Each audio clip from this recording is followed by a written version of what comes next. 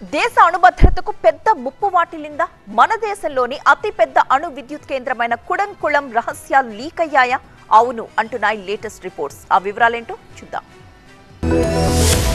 మన దేశ అణురంగంలో ఊహించని భద్రతా లోపాలు బయటపడ్డాయి. దేశంలోని అతి పెద్దదైన తమిళనాడు కుడంకుళం అణు ప్లాంటుకు సంబంధించి సుమారు 19,000 రహస్య ఫైళ్లు లీక్ కావడం ఇప్పుడు సంచలనంగా మారింది. వరల్డ్ లీక్స్ అనే అంతర్జాతీయ హ్యాకర్ల గ్రూప్ ఈ పని చేసింది. ఈ లీక్ అయిన డేటాలో ప్లాంట్ బ్లూ ప్రింట్లు, కీలక పరికరాల రిపోర్టులు ఉన్నాయి.